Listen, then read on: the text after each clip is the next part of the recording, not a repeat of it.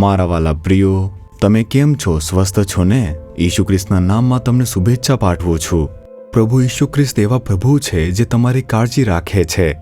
તેઓ તમારા વિચારો અને ઈચ્છાઓ ઉપર ધ્યાન આપે છે. ધ્યાન આપીને ચમત્કારો કરશે. શું તમે આ જોયું? Angel press. આ છાપકામનું પ્રેસ પ્રભુએ અમને સેવા માટે આપ્યું. પ્રભુએ અમને જે છાપકામનું પ્રેસ આપ્યું છે તેને ઘણા બધા વર્ષો વીતી ગયા છે. પ્રભુએ આનો ધીમે ધીમે વિસ્તાર કર્યો છે અને આ પ્રેસમાં પત્રિકાઓ છપાઈ છે, પુસ્તકો પણ છપાઈ છે. પ્રભુ આ છાપકામનો ઉપયોગ ઘણી છાપકામમાં કરતા હોય છે. આ કેવી રીતે બન્યું જાણો છો? અમારા સેવા કાર્યના શરૂઆતના દિવસોમાં વર્ષ 1978 કે વર્ષ 1979માં ઘણા વર્ષો સુધી ગામડામાં સુવાર્તા પહોંચાડી. ઈશુએ આપણા માટે જે ભલું કર્યું તે બીજા માટે કરવું જોઈએ. તેઓએ તેનો આનંદ મળવો જોઈએ. અમે સુવાર્તાનો ઉપદેશ ઘણા ગામડાઓમાં કરતા હતા. શું તેના માટે પત્રિકાની જરૂર નથી? એ માટે શું કરવું? એ સમયે વધારે પત્રિકાઓ મળતી ન હતી. અમે ચેન્નઈમાં જઈને તે પત્રિકાઓને ખરીદતા હતા અને કેટલાક સમયે એ દિવસોમાં વિદેશમાંથી પણ પત્રિકાઓ આવતી હતી. અમે તેમને પત્રો લખીશું કે અમને પત્રિકાઓની જરૂર છે. પછી તેઓ થોડી મોકલતા અને આવી રીતે પત્રિકાઓ મેળવવી મુશ્કેલ હતી. તેથી પત્રિકાઓ ખરીદવા માટે ઘણા પૈસા ખર્ચવા પડ્યા હતા. તે સમયે મેં પ્રભુને કહ્યું કે પ્રભુ, અમને પત્રિકાઓ મેળવવામાં ઘણો સંઘર્ષ કરવો પડે છે. જો તમે અમે છાપકામનું મશીન આપો, હું લાખો પત્રિકાઓ તે મશીનની અંદર છાપીશ અને તેમને મફતમાં આપીશ. આ રીતે પ્રાર્થના કરી. મેં તે ઈચ્છ્યું અને તે સમયે મારી પાસે જમીન જ ન હતી. અમે મંડપમાં ભેગા થયા અને પ્રાર્થના કરી. ત્યારે મેં પણ પ્રાર્થના કરી. અમને પત્રિકાઓ મેળવવા ઘણો સંઘર્ષ કરવો પડે છે. તેથી સુવાર્તા પત્રિકાઓ છાપવા માટે અમને એક છાપકામનું મશીન તમે આપો પ્રભુ. અમે તે મફતમાં છાપીશું પ્રભુ અને મફતમાં આપીશું. મેં તેના માટે ઈચ્છા રાખીને પ્રાર્થના કરી. જુઓ, પ્રભુએ તે પ્રાર્થનાને સાંભળી લીધી. યોગ્ય સમયે અમને અપેક્ષા ન હોય તેવી રીતે તેમણે છાપકામનું મશીન આપ્યું. તેનું નામ એન્જલ પ્રેસ રાખ્યું. શરૂઆતમાં અમે ફીટ પદ્ધતિથી સ્ટેમ્પિંગ અને પ્રિન્ટિંગ કરતા. આ રીતે છાપકામ કરતા કરતા વિસ્તરણ થયું અને પ્રભુએ એક વિશાળ છાપકામ મશીન પણ આપ્યું. અમે સામયિકો છાપીએ છીએ, પત્રિકાઓ છાપીએ છીએ, પુસ્તકો છાપીએ અને આજે અમે ઘણી ભાષામાં પત્રિકાઓ છાપીએ છીએ, ભારતમાં મોકલીએ છીએ. અમે પત્રિકા છાપીને અમેરિકામાં મોકલીએ છીએ, કેનેડામાં પણ મોકલીએ છીએ, ઓસ્ટ્રેલિયા અને ન્યૂઝીલેન્ડમાં પણ અમે મોકલીએ છીએ. શું મોટો આનંદ નથી? પ્રભુએ તે એક નાની ઈચ્છાને પણ પૂર્ણ કરી છે. આપણા પરમેશ્વર એક અદ્ભુત પરમેશ્વર છે. જો તમે કંઈક ઈચ્છો છો અને માંગો છો તો, જો તમે નિસ્વાર્થપણે પૂછો છો તો અને કંઈક એવું માંગો છો જે તેમના રાજ્યના નિર્માણમાં ઉપયોગી બની શકે, તો તેને પૂર્ણ કરશે. મને આમાંથી શું મળશે? શું મને ખ્યાતિ મળશે? જો સ્વાર્થી રીતે વિચારો છો તો પ્રભુ વિચારવાનું શરૂ કરશે અને તેથી સ્વાર્થી ઈરાદા વિના તેમને મહિમા આપતી બાબતો ઉપર તમારે ધ્યાન આપવું જોઈએ. તમારા નોકરીમાં તેમનો મહિમા કરો. તમારા વ્યવસાયમાં કહો, તેમના માટે હું તેમનું રાજ્ય બનાવવામાં મદદ કરીશ અને મારા વ્યવસાયને આશીર્વાદ આપો. પ્રભુ આશીર્વાદ આપશે. મારે મારા નોકરીમાં તમારો મહિમા કરવો જોઈએ. કહો, હું તમારા રાજ્યના નિર્માણમાં મદદ કરીશ અને પ્રભુ તમને આશીર્વાદ આપશે. જો તમે શાળામાં છો અથવા હોસ્પિટલ કે વ્યવસાય ચલાવી રહ્યા હોય, હું તેમનો ઉપયોગ સુવાર્તાને પ્રખ્યાત કરવા, પ્રભુના મહિમા માટે કરીશ. ત્યારે તમને આશીર્વાદ મળશે, ચોક્કસપણે આશીર્વાદ મળશે.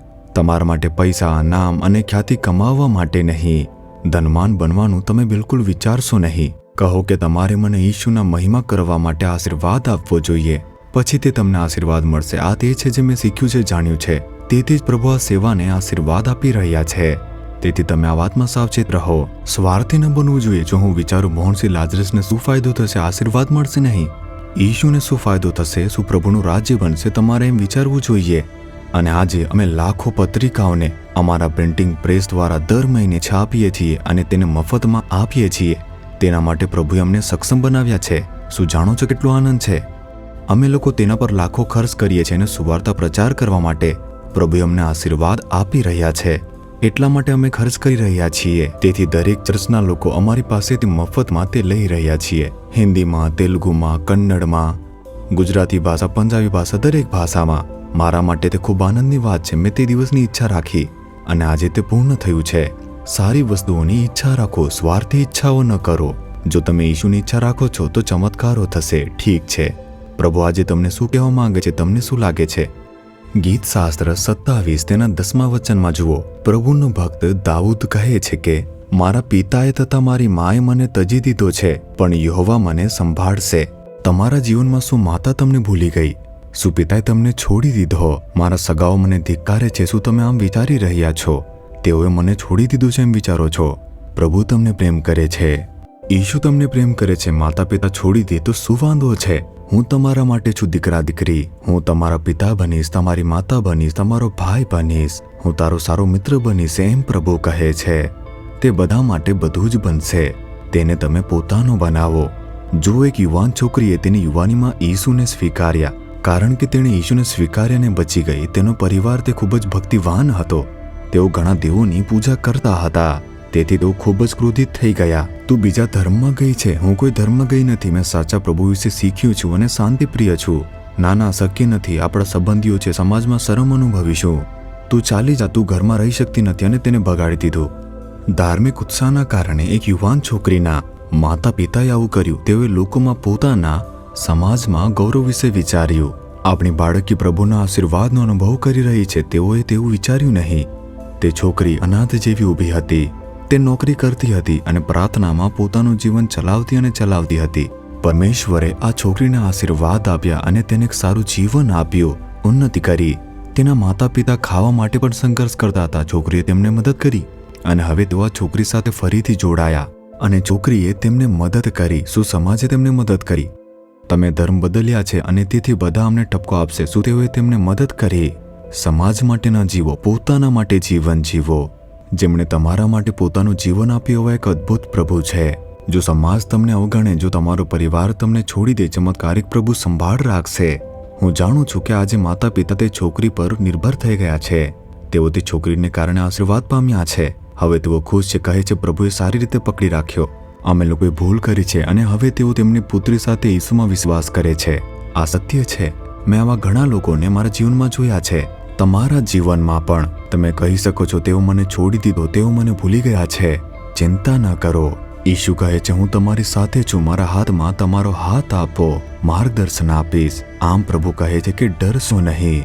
પ્રભુ ભલે મારા પિતા અને મારી માતા મને છોડી દે, તમે મારી સાથે છો એમ કહો. પ્રભુ તમને આનંદથી દોરી જશે. શું તમે આમ કહેશો? હૃદય પર હાથ રાખો. પ્રભુ ભલે મારા પિતા અને માતા મને છોડી દે, તમે મારી સંભાળ રાખશો અને માર્ગદર્શન આપશો માટે સ્તુતિ થાવ. ઈશુના નામમાં આમેન, આમેન.